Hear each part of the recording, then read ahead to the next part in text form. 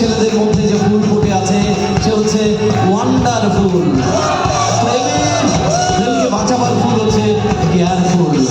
প্রেম যদি না টেকে তা কিন্তু পেইনফুল। ফুল গাছে ফোটে না, ক্যালেন্ডারের পাতায় থাকে, সেটি হচ্ছে